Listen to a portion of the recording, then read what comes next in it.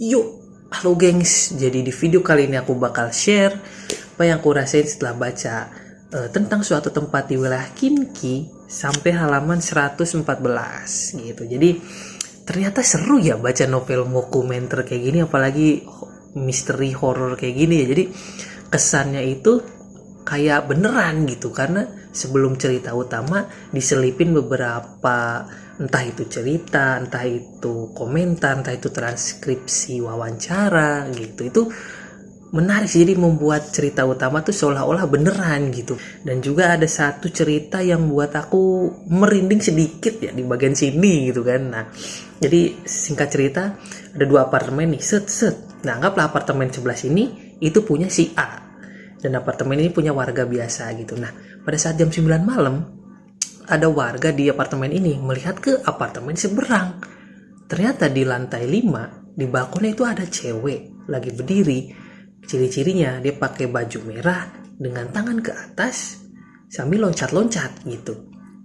Terus warga yang lihat ini, oh ya udah mungkin lagi olahraga kali, lagi senam malam kali gitu kan. Ya udah, dia akhirnya lanjut tidur. Nah, terus warga ini tuh kebangun jam 3 pagi ya kan. Pas dia kebangun, gak sengaja ngelihat ke jendela gitu kan. Nah, pas ngelihat ke sini, ternyata cewek tadi masih ada, dan dia masih ngelakuin hal yang sama kayak tadi. Pakai baju merah, dia terus loncat-loncat dengan tangan ke atas. Oh ya, aku lupa bilang, dia tangan ke atas gitu, kayak menyuarakan sesuatu gitu, gitu.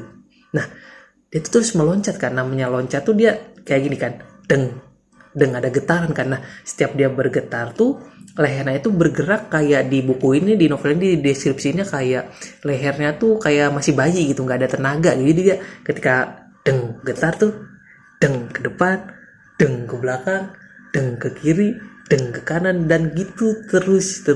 Wah, itu sih cukup membuat aku berkeridik ya, karena aku ngebayanginnya dari VOV apartemen ini, aku seolah depan-depanan nih sama sosok ini gitu kan. Wah, tuh lumayan sih, seru.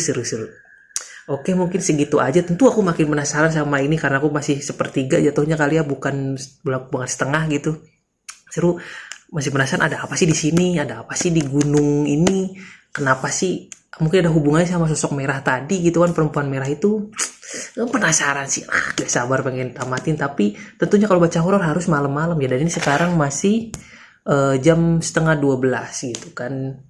Ya, itu seru sih. Oke, so this is Ray signing out. Just follow your intrusive thoughts. Bye bye.